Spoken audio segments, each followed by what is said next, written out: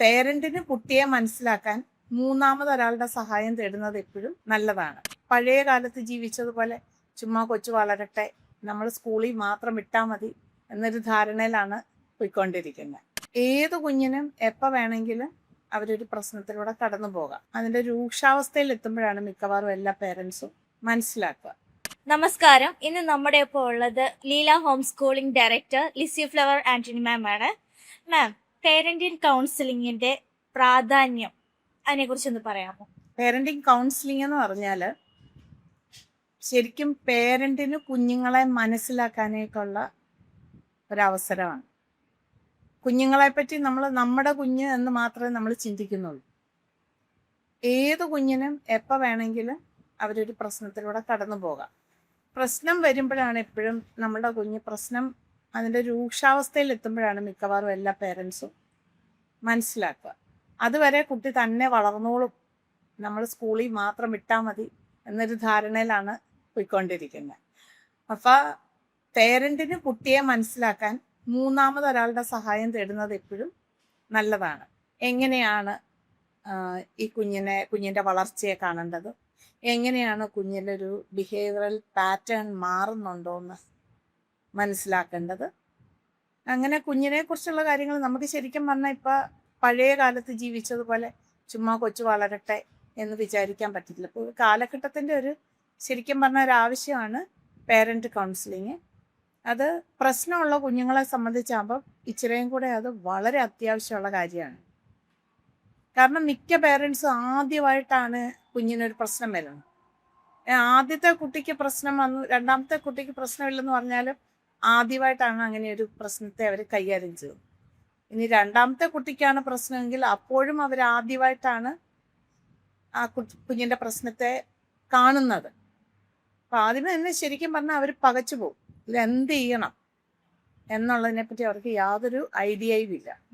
ഓരോരുത്തർ ആദ്യമേ തന്നെ അവർ അന്വേഷിക്കാനായിട്ട് ഭയപ്പെടും. എവിടെയെങ്കിലും ചെന്ന് ഡയഗ്നൈസ് ചെയ്ത് കഴിയുമ്പം ഒരു വാക്ക് കേട്ടാൽ അപ്പം തന്നെ അവർ തളർന്നു പോകും. അപ്പോൾ ശരിക്കും പറഞ്ഞാൽ അതിനുള്ളൊരു സംവിധാനമാണ് ഉണ്ടാവേണ്ടത്.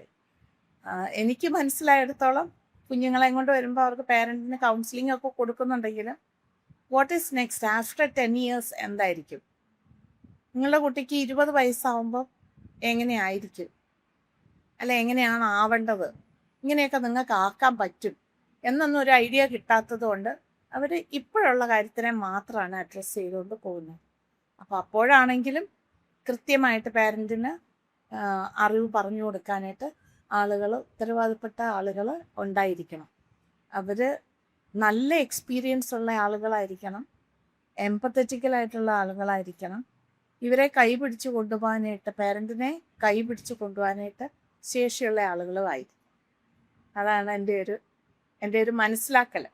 മാം, അതുപോലെ തന്നെ ഈ ADHD കുട്ടികളിൽ ഈ സെൽഫ് എസ്റ്റീം ഇഷ്യൂസ് ഉണ്ടാകാറുണ്ടോ? ഉണ്ട്. അവർ പെട്ടെന്ന് നമ്മളൊന്ന് വിളിച്ചു കഴിഞ്ഞാൽ സാധാരണഗതിയിൽ പല പ്രാവശ്യം അവരെ വിളിക്കുമല്ലോ അവരിപ്പോൾ അടങ്ങിയിരിക്കത്തില്ല. അടങ്ങിയിരിക്കാതെ വരുമ്പോഴേക്കും പെട്ടെന്ന് നമ്മൾ പേര് വിളിക്കും. അങ്ങനെ പലതവണ വിളിച്ചു കഴിയുമ്പോഴേക്കും അവർക്ക് തന്നെ മനസ്സിലാവും. പിന്നെ അവർക്കൊരു സംശയമാണ്, എന്നെ വിളിക്കുന്നുണ്ടോ എൻ്റെ പേരാണോ വിളിക്കുന്നത് എന്നൊരു സംശയമാണ്. അവർ ഭയങ്കര വിജിലൻ്റ് ആയിട്ടാണ് പിന്നെ ഇരിക്കുക. അപ്പോൾ അവർക്ക് പിന്നീട് കോൺഫിഡൻസ് ലെവലിൽ ഒരു ചാട്ടത്തിന് ചില കാര്യങ്ങളൊക്കെ ചെയ്യും, ചാടിക്കയറി ചെയ്യുന്നവരവർ. അപ്പോൾ അങ്ങനെ പെട്ടെന്ന് ഒരു സ്റ്റിമുലേഷൻ വന്നിട്ട് അവരോരോ കാര്യങ്ങൾ ചെയ്യും. ഇപ്പോൾ എഴുന്നേറ്റ് പോകരുത് എന്ന് പറഞ്ഞിരുത്തി ഒരു കസേരയിൽ ഇരുത്തിയിരിക്കുകയെന്ന് വെച്ചു, അല്ലെങ്കിൽ ഒരു സ്ഥലത്ത് നമ്മൾ പിടിച്ചിരുത്തി, പെട്ടെന്ന് അവർക്കൊരു തോന്നൽ വന്നിട്ട് നമ്മൾ അങ്ങോട്ട് തിരിയുമ്പോഴാണ് അവർ വളരെ വിജിലൻ്റാണ്. നമ്മൾ അങ്ങോട്ട് തിരിയുന്ന ഉടനെ ഇവന് ഉദ്ദേശിച്ച ഒരു സാധനം എടുക്കാൻ, അല്ലെ ഒരു കാര്യവും ഇല്ലാണ്ട് ഒരു സ്ഥലത്തേക്ക് മൂവ് ചെയ്യും, പ്രത്യേകിച്ച് ലക്ഷ്യങ്ങളൊന്നും ഇല്ലാണ്ട് മൂവ് ചെയ്യും, ജനലിൻ്റെ അരികിലേക്ക് ഓടും. അപ്പോൾ എങ്ങോട്ട് വേണമെങ്കിലും ഓടാം, അല്ലെ എന്തെങ്കിലും ഒരു റബ്ബർ ഇരിക്കുന്നുണ്ട്, ആ റബ്ബർ എടുക്കാൻ വേണ്ടി ഓടും. അങ്ങനെ പ്രത്യേകിച്ച് ഉദ്ദേശമില്ലാണ്ട് അവർ ഓടി നടക്കാൻ സാധ്യതയുണ്ട്. അപ്പോൾ അപ്പോഴെല്ലാം നമ്മൾ വിളിക്കും, നമ്മൾ വഴക്ക് പറയും, നമ്മൾ ഒച്ചയിടുമ്പോൾ വഴക്ക് പറയുന്നതായിട്ടാണ് അവർക്ക് ഫീൽ ചെയ്യുക. അപ്പോൾ അവരെപ്പോഴും ഇച്ചിരി സെൽഫ് എസ്റ്റീം കുറഞ്ഞ ആൾക്കാരായിട്ടാണ് മുതിർന്ന് വരുമ്പോഴത്തേക്കിനും അങ്ങനെ തന്നെ ആയിട്ടാണ് വരുന്നത്. പൊതുവിൽ അങ്ങനെയാണ് പിള്ളേരെ കാണുന്നത്. പിന്നെ നമ്മൾ പറയുമല്ലോ, എല്ലാവരും പറയും അടങ്ങിയിരിക്കുകയില്ല, അടങ്ങിയിരിക്കുകയില്ല, ഭയങ്കര ബുദ്ധിമുട്ടാണ്. അപ്പോൾ അങ്ങനെ എനിക്കൊരു ഇൻസിഡൻ്റ് ഉണ്ടായിട്ടുണ്ട്. ഒരു കുട്ടിയുടെ അടങ്ങിയിരിക്കാത്ത ഒരു കുട്ടി. ആ കുട്ടി 9ാം ക്ലാസ്സിലാണ് എൻ്റെ അടുത്ത് വരുന്നത്. അടങ്ങിയിരിക്കാൻ പറ്റിയെന്ന് പറഞ്ഞാൽ ഒരു നിമിഷം അടങ്ങിയിരിക്കാൻ പറ്റിയില്ല. അവന് ഒത്തിരി കഴിവുകളുണ്ട്, വേറെ ഒത്തിരി പാടാൻ കഴിവുണ്ട്, ഒത്തിരി കാര്യങ്ങൾ, പിയാനോ വായിക്കാൻ കഴിവുണ്ട്, അങ്ങനെ ഒത്തിരി കഴിവുകളുണ്ട്. പക്ഷെ അടങ്ങിയിരിക്കാൻ പറ്റത്തില്ല. അത് അത്യാവശ്യം ഇവനെ എപ്പോഴും ഒരു റിബല്യസ് ചൈൽഡായിട്ടാണ് ആളുകൾ കണ്ടുകൊണ്ടിരിക്കുന്നത്.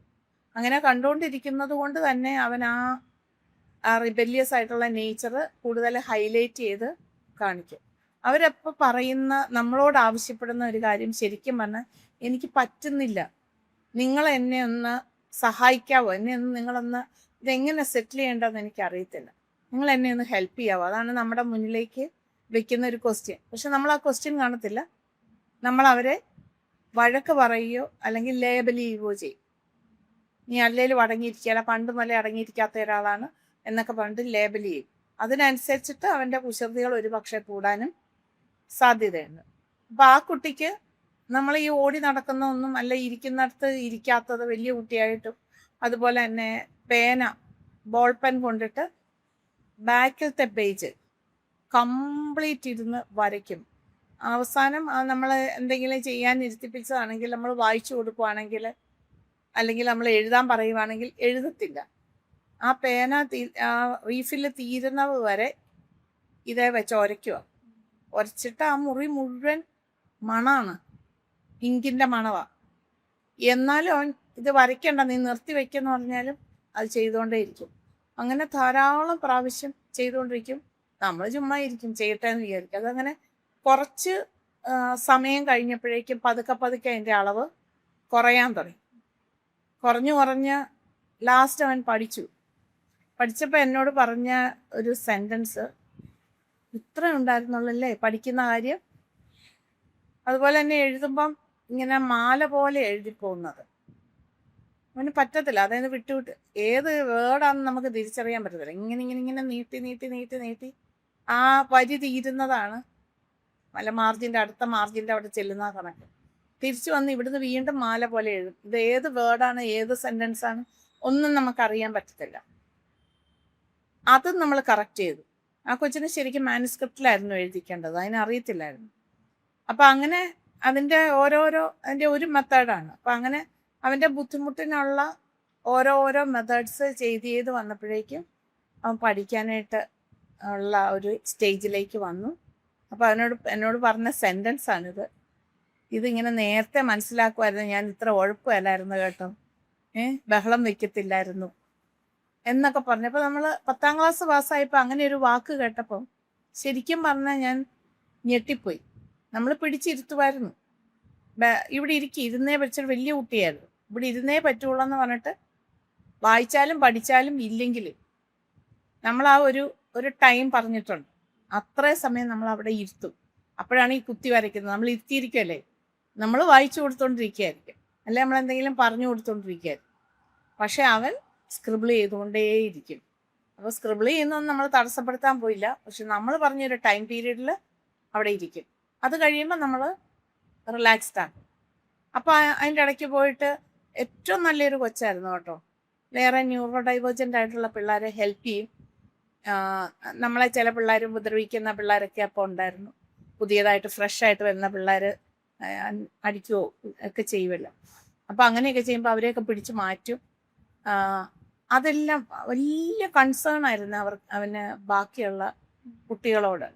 അപ്പോൾ ആ കൊച്ചിൻ്റെ ഉള്ളിൽ നേരത്തെ എന്തായിരുന്നു സംഭവിച്ചിരുന്നു, നമ്മളതെല്ലാം പഠിക്കേണ്ട ഒരു കാര്യമാണ്. കൊച്ചിനെ ഒന്ന് ഇരുത്തിയാൽ മതിയായിരുന്നു. പക്ഷെ 15 വയസ്സ് വരെ ആരും പിടിച്ചിരുത്തിയില്ല, എല്ലാവരും വഴക്ക് പറഞ്ഞുകൊണ്ടിരുന്നു. നമ്മളിത് ചെയ്തുകൊണ്ടേയിരുന്നു. അങ്ങനെ ധാരാളം എക്സ്പീരിയൻസുകളുണ്ട്. ഈ 10th വന്നിട്ടുണ്ട് പിള്ളേരങ്ങനെ വേറെ ഏതെങ്കിലും സ്കൂളിൽ ചേർത്തിട്ട് നമ്മുടെ അടുത്ത് ട്രെയിനിങ്ങിന് കൊണ്ടുവിടും, പഠിപ്പിച്ചെടുക്കാൻ വേണ്ടി. അടങ്ങിയിരിക്കാത്തവർ. ഒരാളാണെങ്കിൽ ക്ലിപ്പ്, നമ്മൾ ടീച്ചേഴ്സ് തലയിൽ കുത്തിയിരിക്കുന്ന ക്ലിപ്പില്ലേ, നല്ല കൈനീളമാണ്, ക്ലിപ്പ് ഇങ്ങനെ അഴിച്ചു വിടുമായിരുന്നു. നമ്മൾ അനങ്ങാതെ ഇരിക്കും അവിടെ. ഇനി ഇവൻ എന്തെങ്കിലും ചെയ്തേ പറ്റുള്ളൂ.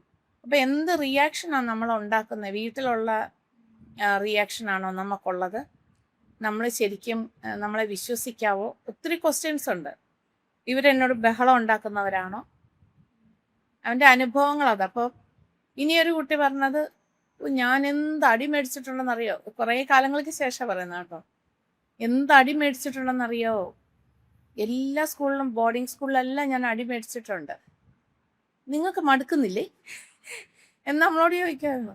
ഒത്തിരി മടുപ്പില്ലേ നിങ്ങൾക്ക്, ഉണ്ടാക്കാവുന്ന എല്ലാ പുകലും ഓടി ഇരുന്ന് ഉണ്ടാക്കുമായിരുന്നു, മടുക്കുന്നില്ലേ എന്ന് ചോദിക്കും. നമുക്ക് മറുപടിയൊന്നുമില്ല അതിന് പറയാനില്ല, നമുക്ക് മടുപ്പൊന്നുമില്ല. നമ്മളിപ്പോൾ ഈ ചെയ്യുന്ന ജോലിയാണ്, നമ്മൾ പഠിപ്പിക്കുന്ന ഇടയിൽ ചോദിക്കും വേറെ കാര്യങ്ങൾ, വീട്ടിലത്തെ കാര്യങ്ങളൊക്കെ നമ്മളോട് ചോദിക്കും, നമ്മളെ ഡിസ്ട്രാക്ട് ചെയ്യാൻ വേണ്ടിയാണ്. വീടുകളിൽ നടക്കുന്ന അമ്മമാരോട് ഇതൊക്കെ പിള്ളേർ ചെയ്യുന്ന, അപ്പോൾ അമ്മമാർ ഇതിനകത്തുനിന്ന് ഡീവിയേറ്റ് ചെയ്തു. നമ്മളോട് അങ്ങനെ ചോദിക്കുകയാണെങ്കിൽ നമ്മൾ പറയും, അത് പിന്നീട് പറയാം, ഇപ്പം നമ്മൾ ചെയ്യുന്ന പണിയില്ലേ അത് ചെയ്തിട്ട് നമുക്ക് സംസാരിക്കാം എന്ന് പറയും.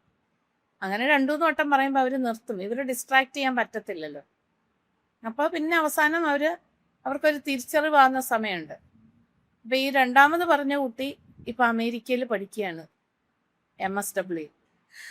ഓക്കെ, ഇപ്പോഴും സ്ക്രൈബിനെ വെച്ചിട്ടാണ് പരീക്ഷ എഴുതുന്നത്, അവർ സ്ക്രൈബിനെ കൊടുത്തിട്ടുണ്ട്. അപ്പം അന്ന് എൻ്റെ അടുത്ത് 10ാം ക്ലാസ്സിൽ പഠിക്കാൻ വരുമ്പോഴേക്കും ആരെങ്കിലും ചിന്തിച്ചോ അമേരിക്കയിൽ MSW പഠിക്കാൻ അവൻ തന്നെ തപ്പിയെടുത്ത് പോകുമെന്ന്? ആരും ചിന്തിച്ചില്ല. സപ്പോർട്ട് ചെയ്തത് അമ്മച്ചി മാത്രമാണ്, അച്ഛൻ്റെ അമ്മ. അപ്പം എപ്പോഴും എന്നെ ഇങ്ങനെ കോണ്ടാക്ട് ചെയ്തുകൊണ്ടിരിക്കുമായിരുന്നു, ഓരോ കാര്യങ്ങൾ എന്നോട് വിളിച്ച് പറയും. അപ്പോൾ 12ാം ക്ലാസ്സിൽ കഴിഞ്ഞപ്പോഴത്തേനും ഞാൻ ചോദിച്ചു, ഇനി എന്നാ ചെയ്യാനാണ് പോകുന്നത്? അപ്പം എന്നോട് പറഞ്ഞു, ഞാൻ ലിസ്യുവിനെ പോലെ ആകാൻ പോകുന്നതെന്ന് പറഞ്ഞു.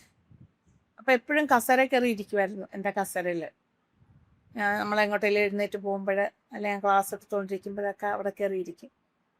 അപ്പോൾ ഞാൻ ലിസ്യുവിനെ പോലെ ആവുമെന്ന് പറയുമായിരുന്നു. ലിസ്യുവിനെ പോലെ ആവുമെന്ന് പറഞ്ഞാൽ ഈ പണി ഞാൻ ചോദിച്ചു, നിനക്ക് ചെയ്യാൻ പറ്റുമോ എന്നുവെച്ചാൽ, ഈ പിള്ളേരെല്ലാം അടക്കിയിരുത്തണ്ടേ, നിനക്ക് തന്നെ അടങ്ങിയിരിക്കാൻ പറ്റുന്നില്ല, അപ്പം നീ എങ്ങനെ ഇവരെ അടക്കിയിരുത്തുന്നതെന്നൊക്കെ ചെയ്യാം. പക്ഷെ അവൻ്റെ ആഗ്രഹമായിരുന്നു. അതൊക്കെ ഞാൻ ചെയ്തോളാന്ന് പറഞ്ഞു. ഞാൻ പറഞ്ഞു, എന്നാൽ പിന്നെ കസേരയിലിരുന്നു, എനിക്ക് എളുപ്പമായല്ലോ എന്ന് പറഞ്ഞു. അങ്ങനെ നമ്മൾ തമാശ ഒക്കെ പറഞ്ഞ്, അതുപോലെ തന്നെ ഒത്തിരി കാര്യങ്ങൾ പിന്നെ ആയപ്പോഴേക്കും ഒത്തിരി കാര്യങ്ങളിൽ നമ്മളുടെ അപ്പോൾ യോജിച്ച് പോകാൻ തുടങ്ങി. പിടിച്ചിരുത്തണമായിരുന്നു, വലിയ കുട്ടികളായിരുന്നു ഇവരെല്ലാം, സൈസ് വലിയ കുട്ടികളായിരുന്നു. പക്ഷെ അവരെ നമ്മൾ പിടിച്ചിരുത്തിക്കൊണ്ട് പോകുമായിരുന്നു, ഇരുത്തും. എഴുന്നേക്കാൻ നമ്മൾ സമ്മതിക്കത്തില്ല, അവിടെ ഇരിക്കാൻ പറയും. ഇരിക്കാൻ പറഞ്ഞു കഴിഞ്ഞാൽ അവരിയ്ക്കും, അത്രേ ഉള്ളൂ. ADHD കൊച്ചുങ്ങൾ ഇരിക്കാൻ പറഞ്ഞാൽ അവരിയ്ക്കും, പക്ഷെ അവരെ എഴുന്നേറ്റ് പോകാൻ നമ്മൾ അനുവദിക്കരുത്. നമ്മളുടെ ഫേഷ്യൽ എക്സ്പ്രഷന്, നമ്മളുടെ ആറ്റിറ്റ്യൂഡ്. ഇപ്പം സാധാരണഗതിയിൽ സംഭവിക്കുന്നത് ദേഷ്യപ്പെടുന്നതാണ്, നമ്മൾക്ക് ആങ്കറാണ് വരുന്നത്. ആങ്കർ വന്നു കഴിയുമ്പോൾ അവർ റെബല്യസ് ആവും. അവർ പിന്നെ എന്നൊക്കെ കാണിക്കുക, മേശ ചാടി കയറുക, മേശയുടെ മുകളിൽ നിന്ന് ചാടി പോവുക, കസേരക്കടി മേശയ്ക്ക് അടിയിൽ കൂടെ ഓടിപ്പോവുക, വലിഞ്ഞു കയറുക, അങ്ങനെയുള്ള കാര്യങ്ങളൊക്കെ ചെയ്യും. പിന്നെ ഇത് കളിക്കാൻ പോകണമെങ്കിൽ നമ്മൾ ഇച്ചിരി കഴിയുമ്പോഴത്തേക്കിന് വിടാം. 10 മിനിറ്റ് നീ ഇത് ചെയ്ത് കഴിയുമ്പോഴത്തേന് ഒരു ടാസ്കിനൊരു സമയമുണ്ടല്ലോ, ഒരു 10 മിനിറ്റ്, ഒത്തിരി സമയം അവർക്ക് അറ്റൻഷൻ ഇല്ല. അപ്പം ഇത് ചെയ്ത് കഴിയുമ്പോൾ നിന്നെ വിടാമെന്ന് പറഞ്ഞു. പക്ഷെ നമ്മൾ സത്യസന്ധരായിരിക്കണം. വിടാന്ന് പറഞ്ഞാൽ വിടണം.